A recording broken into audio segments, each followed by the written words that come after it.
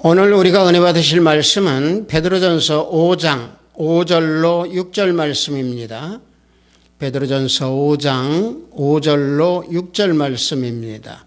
신약 후반부에 있습니다.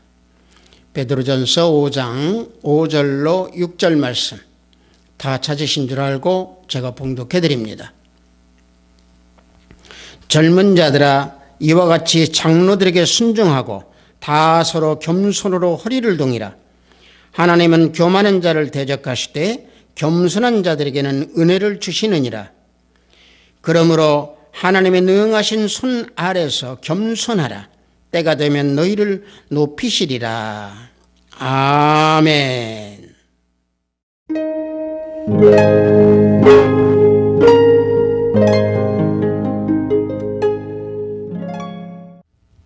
저는 오늘 여러분들과 방금 함께 봉독한 베드로전서 5장 5절로 6절 말씀을 통해서 겸손으로 허리를 동이라 라는 제목으로 은혜를 나눠보고자 합니다.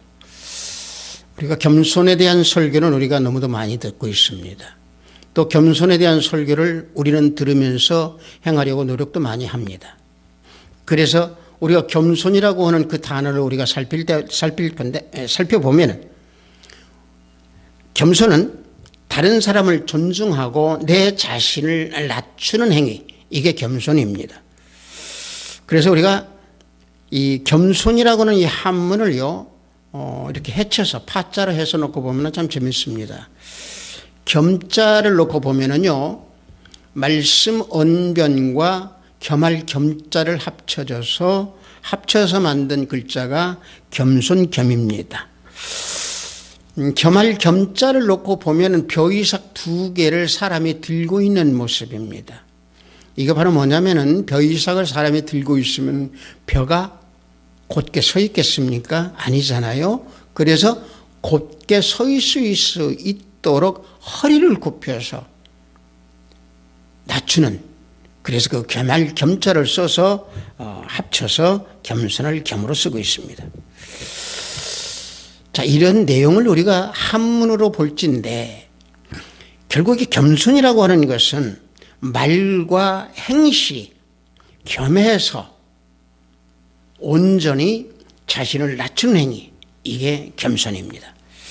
따라서 겸손을 행하려고 한다고 하면은 먼저 교만에 대해서 알고 교만을 벗어버렸을 때에 겸손이라고 하는 것을 내가 내 스스로 나타낼 수 있다라고 하는 사실입니다.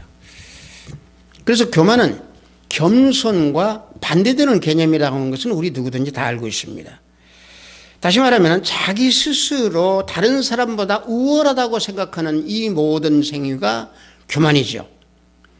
어떤 일이든지 또는 어떤 상황이든지 간에 자신이 중심이 되지 못하면 만족하지 못해서 결국에는 불평을 하며 다른 사람들의 말과 행동을 무시하는 행위가 나타나게 되어 있습니다. 이게 교만입니다.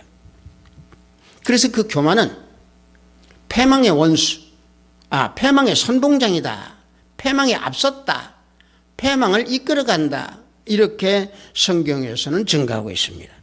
잠언서 16장 18절을 보면은 교만은 패망의 선봉이요 거만한 마음은 넘어짐의 앞잡이니라 말씀하고 있습니다. 그래서 이 교만을 제가 말씀드리는 이유 중에 하나가 우리 믿음 생활에서 가장 중요한 것이 뭐냐? 교만을 버리고 겸손으로 허리를 동여야 된다라고 하는 사실입니다. 왜냐?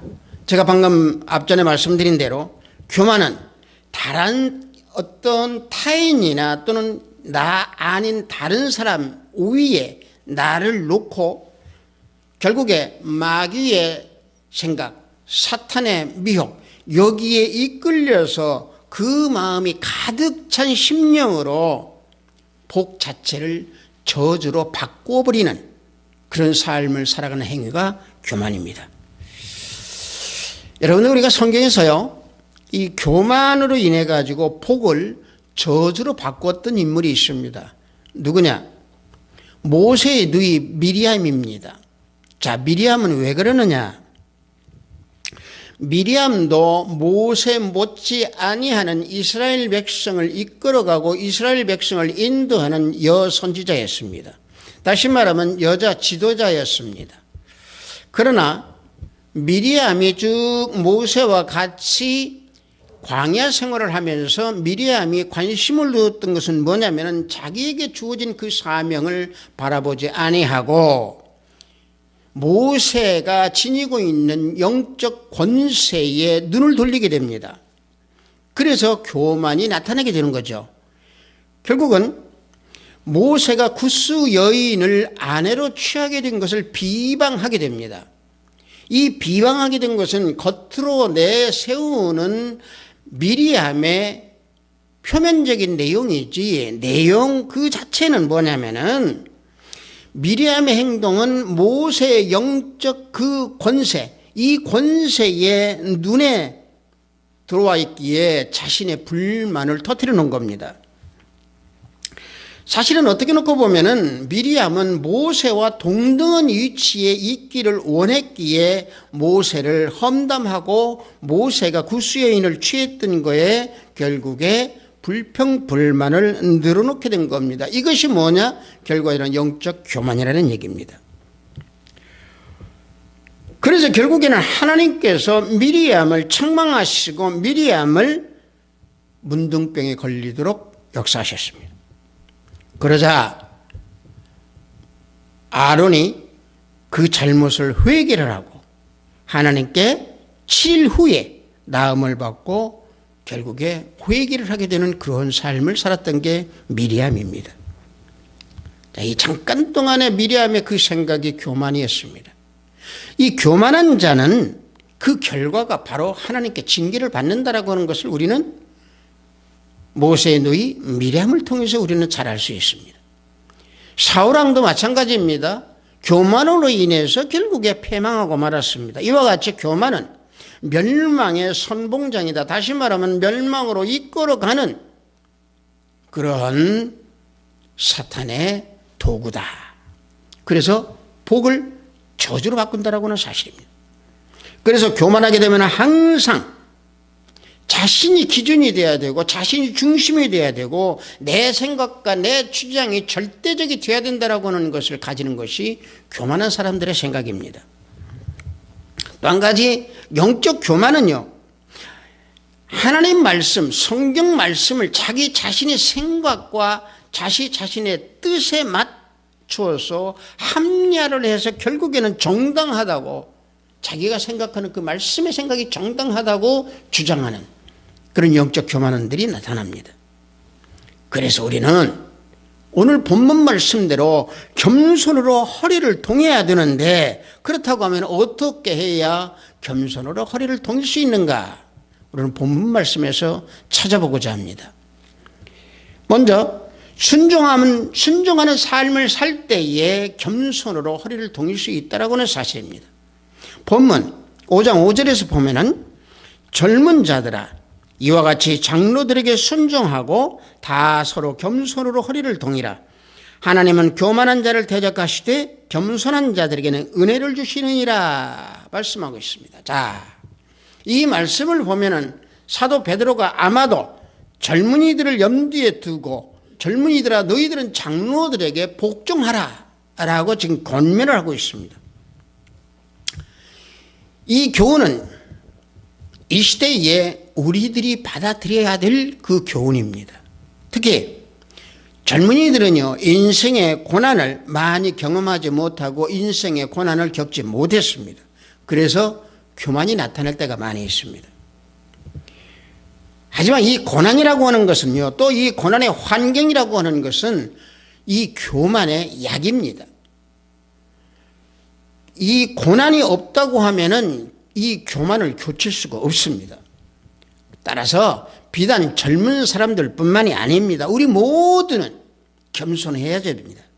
그렇다고 해서 성경적으로 겸손해야 된다고 해서 자기 자신을 속이고 또 기만해서는 안 됩니다. 겸손과 기만은 다릅니다. 하나님 앞에 온전히 머리를 숙이고 교만함을 버리고 순전히 어린아이와 같은 그런 성정을 지니는 그런 모습, 이게 교만을 벗어버린 모습입니다.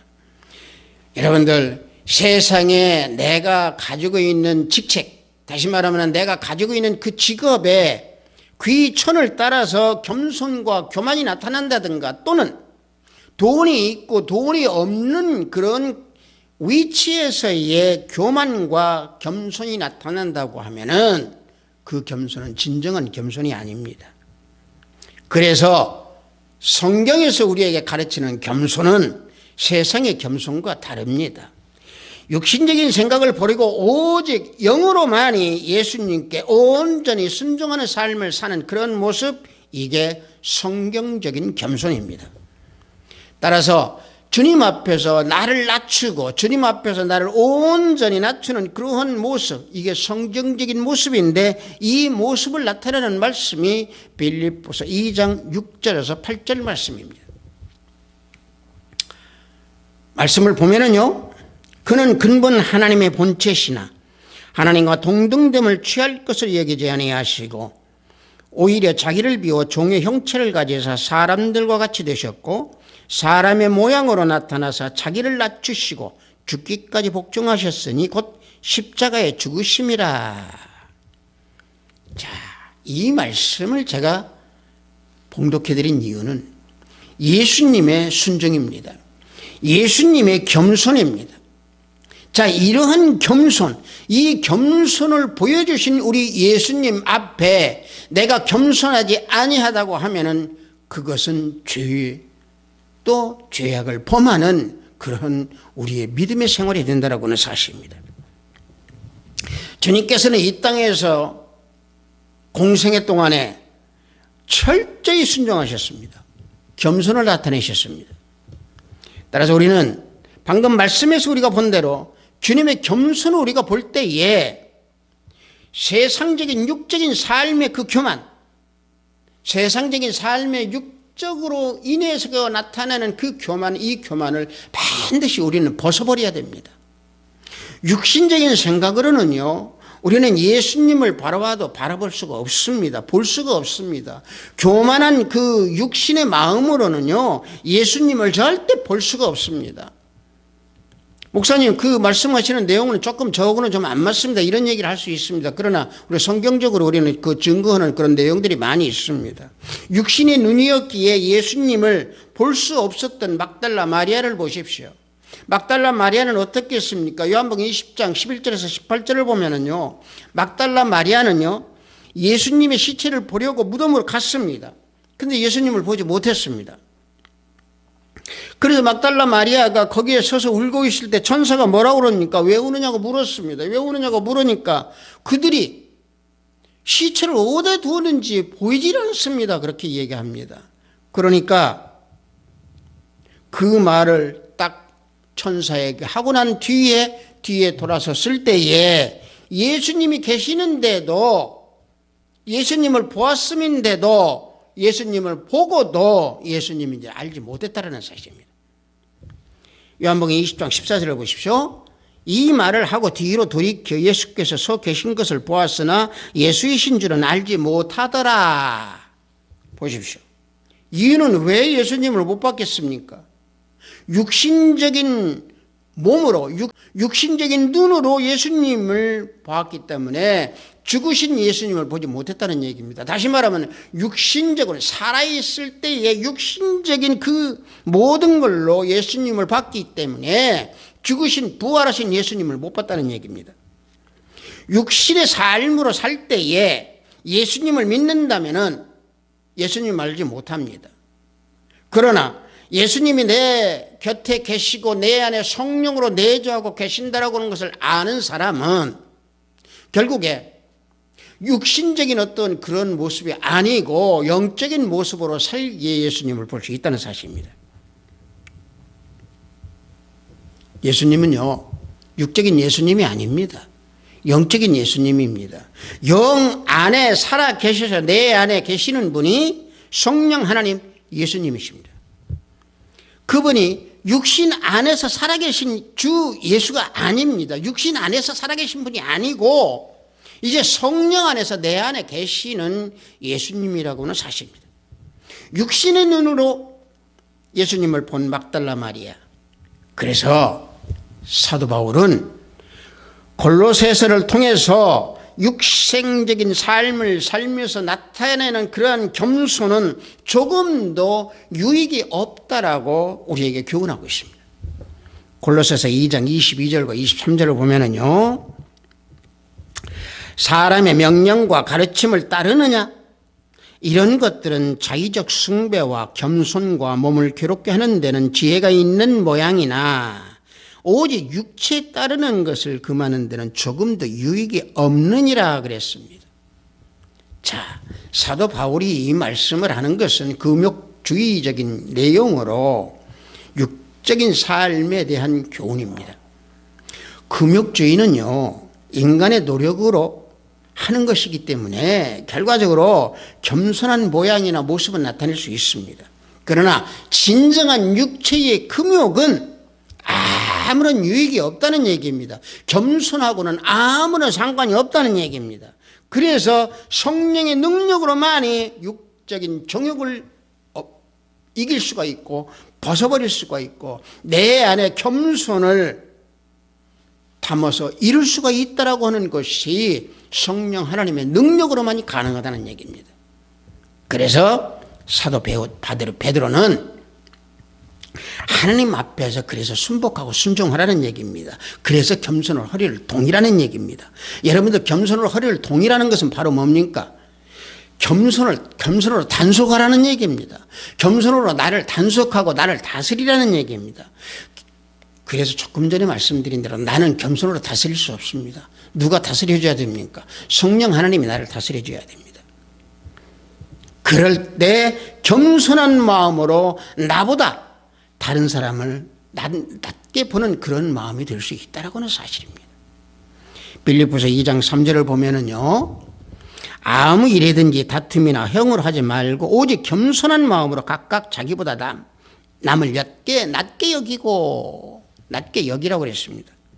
따라서 겸손은요, 다른 사람을 나보다 더 낮게 여겨주기 때문에 온전한 믿음으로 온전한 삶을 살면서 헌신하는 그런 모습으로 살아가는 것이 겸손입니다.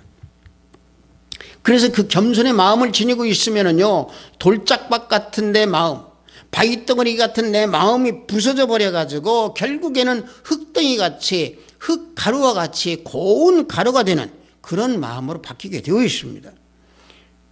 그래서 우리가 예수 그리스도를 믿는 하나님의 자녀들이 최고의 가치를 그래서 어디다 놓고 둬야 되느냐? 말씀에다 가치를 놓고 살 때에 예수님께 순종할 수 있고 그 순종하는 삶을 살 때에 우리는 겸손을 나타낼 수 있다는 얘기입니다. 주님께 순종하십시오. 말씀에 순종하십시오. 그럴 때 겸손으로 허리를 동일 수 있습니다.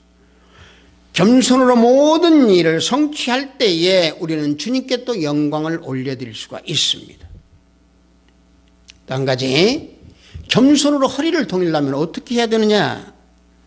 하나님의 능하신 손 아래 거할 때에 겸손으로 허리를 동일 수 있습니다. 본문 5장 6절을 보면은 그러므로 하나님의 능하신 손 아래에서 겸손하라. 때가 되면 너희를 높이시리라 말씀하고 있습니다. 자, 이 말씀에서 보면은요, 하나님의 능하신 손 아래에서 겸손하라고 그랬습니다. 우리가 성경을 보면은요, 하나님의 능력을 손으로 비유해서 말씀하시는 내용이 너무 많습니다. 하나님의 그 능력을 손으로 표현하는 것은요, 우리 인간들이 그 하나님의 능력을 알 수 있도록 비유적인 용어를 사용해서 표현하는 내용입니다. 그래서 하나님께서 이스라엘 백성들을 출애굽하실 때에 모세에게 말씀하실 때에 강한 손이라고 말씀하셨습니다. 출애굽기 6장 1절을 보면은 여호와께서 모세에게 이르시되 이제 내가 바로에게 하는 일을 내가 보리라. 강한 손으로 말미암아 바로가 그들을 보내리라. 강한 손으로 말미암아 바로가 그들을 그의 땅에서 쫓아내리라. 하나님께서 모세에게 말씀하고 있습니다. 강한 손으로. 그런데 그와 같이 강한 손으로 출애굽을 한 이스라엘 백성들을 구원시킨 하나님에 대해서 모세가 찬양할 때 구원됐다라고 하는 그 자체를 하나님의 강한 손이라고 표현을 하고 있습니다. 출애굽기 15장 6절을 보면은 여호와여 주의 오른손이 권능으로 영광을 나타내시니이다. 여호와여 주의 오른손이 원수를 부수시니이다. 이와 같이 하나님의 능력을 나타내는 오른손, 그 강한 손이 우리를 지금 붙들고 있습니다. 여러분과 나를 지금 붙들고 계십니다. 하나님의 능력의 손이 우리를 지키고 있습니다. 그러므로 하나님의 손 아래에서 거하는 그런 삶을 살 때에 우리는 겸손하게 살 수 있다는 하는 사실입니다. 요한복음 15장 5절을 보면은 포도나무요, 나는 포도나무요, 너희는 가지라. 그가 내 안에, 내가 그 안에 거하면 사람이 열매를 많이 맺나니 나를 떠나서는 너희가 아무것도 할 수 없음이라. 우리 주님께서 말씀하고 있습니다. 여기서 거한다고 했습니다. 여기서 거한다는 것은 뭡니까? 순종입니다. 내가 예수님 안에 거한다는 것은 포도나무에 거한다라고 하는 것은요, 포도 가지로 거한다라고 하는 것은 순종입니다. 그래서 그 순종의 결과는 결과적으로 내가 하나님 안에 거하는 것이고, 내가 예수님 생명 안에 거하는 것이고, 예수님 말씀 안에 내가 거하는 삶이 결과적으로 하나님과 동행하는 삶이고 내가 순종하는 삶이 된다는 얘기입니다. 따라서 본문 말씀, 따라서 방금 제가 봉독해드린 이 말씀대로 내가 하나님한테 거하고 내가 예수 그리스도의 생명 안에 거할 때에 내가 열매를 풍성히 맺을 수가 있고 겸손의 열매를 맺게 된다고 하는 사실입니다. 과실의 열매가 맺기 전에는 분명히 꽃으로 있습니다. 화려하고 아름다운 꽃으로 다 맺혀져 있습니다. 그런데 이 꽃이 시들게 되면 어떻게 됩니까? 결국에 열매가 됩니다. 포도꽃으로 있을 때에 그 포도꽃이 비바람 맞으면서 고난의 꽃이었지만은 포도나무 가지로 붙어 있을 때에 포도 열매를 맺어서 고기를 숙이는 열매가 됩니다. 마찬가지입니다. 우리가 하나님의 능하신 손 아래 있으면서 하나님의 그 은혜를 우리가 고백하고 그 선한 열매, 우리가 그 겸손의 열매를 맺을 때에 우리는 향기로운 예수 그리스도의 향기를 나타내면서 포도나무 가지로 우리는 열매로 우리는 거기에 맺혀 있을 수가 있는 겁니다. 우리 인생도 마찬가지입니다. 주님 안에 거하면서 모든 풍파, 고난, 역경 이 모든 것을 다 겪고 그것을 승리로 이끌어서 겸손의 열매를 맺고 난 후에 세상에서 승리할 때 우리는 예수 그리스도의 향기가 나타나면서 승리하는 모습으로 세상 모두에게 우리는 두 손 활짝 펼치고 우리는 승리의 노래를 할 수 있고 승리에 우리는 찬양할 수 있는 겁니다. 그래서 하나님의 백성들은요, 하나님의 능하신 손 아래에서 겸손해야 됩니다. 하나님께서는요, 그래서 복종하는 자들에게 높여주신다고, 때가 되면 높여주신다고 말씀하고 계시는 겁니다. 성경에서 우리가 놓고 볼 때 하나님의 능하신 손 아래서 자신을 낮추었기에 구원을 받은 자들이 우리는 성경에서 보면 알 수 있습니다. 역대하 12장 12절을 보면은 르호보암이 스스로 겸비하였고 유다의 선한 일도 있으므로 여호와께서 노를 돌이키사 다 멸하지 아니하셨더라. 르호보암에 대해서 말하고 있습니다. 그런가 하면은 히스기야는 역대하 32장 26절을 보면은 히스기야가 마음의 교만함을 뉘우치고 예루살렘 주민들도 그와 같이 하였으므로 여호와의 진노가 히스기야의 생전에는 그들에게 내리지 아니하리라. 하나님의 진노가 히스기야 생전에는 내리지 아니한다라고 그랬습니다. 다시 말하면은 하나님의 능하신 손 아래에서 이들이 낮추었기에 하나님으로부터 구원을 받은 자들입니다. 물론 우리들이 세상을 살면서 힘들고 답답하고 캄캄하고 어두운 이런 일을 우리는 만날 수 있습니다. 그러나 본문 말씀대로 사도 베드로가 우리에게 말씀하신 대로 우리가 겸손으로 허리를 동일 때에 하나님께서는 때가 되면은 우리에게 높여주십니다. 우리는 반드시 겸손할 때 하나님께서 이와 같이 높여주신다라고 하는 사실을 우리는 잊어버리서는 아니 될 줄로 믿습니다. 비트사이버 교회 성도 여러분들, 모든 염려, 근심 다 주님께 맡기십시오. 그리고 겸손으로 허리를 동이십시오. 하나님의 능력의 손, 하나님의 강한 손, 그 손이 우리를 돌보시고 우리를 지켜주십니다. 그래서 우리는 겸손해야 됩니다. 그래서 첫째도 겸손이요, 둘째도 겸손이요, 셋째도 겸손이어야 됩니다. 겸손할 때 우리의 모든 일들은 전부 형통하게 이루어집니다. 그렇다고 해서 겸손하다고 해서 비루해서는 안 됩니다. 다시 말하면 비굴해서는 안 됩니다. 겸손과 비굴은 다릅니다. 주 안에서 겸손하십시오. 예수님 안에서 겸손하십시오. 그럴 때 우리는 승리합니다. 하나님은요, 하나님께서 택한 자인 우리들에게 항상 손을 얹어주시고 계십니다. 항상 강한 손으로 우리를 붙들고 계십니다. 그래서 때가 되면 우리를 높이십니다. 그래서 우리는 주님 앞에서 교만해서는 안 됩니다. 모든 문제를 익히 잘 알고 계시는 우리 주님 예수 그리스도께서 겸손하게 우리를 인도하십니다. 따라서 우리가 겸손하게 내 자신을 모두 주님께 맡길 때에 주님 우리는 승리하게 우리를 인도하십니다. 따라서 우리는 예수님 안에서 겸손으로 무장하여 승리하는 우리 하비트 사이버교회 형제자매 여러분들이 다 되기를 예수 그리스도 이름으로 축복합니다. 잠시 기도합니다. 아버지 하나님 감사합니다. 겸손으로 허리를 동이라고 하는 제목으로 은혜를 나눴습니다.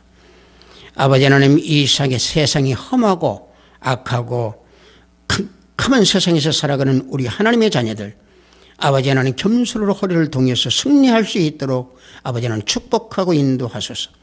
성령 하나님께서 항상 지켜주셔서 교만이 나타날 때에 겸손으로 동임해 주시고, 교만이 나타날 때마다 아버지 하나님 말씀으로 허리를 동이고 말씀으로 겸손으로 동일 수 있도록 아버지 하나님 인도하고 축복하여 주시옵기를 원하나이다.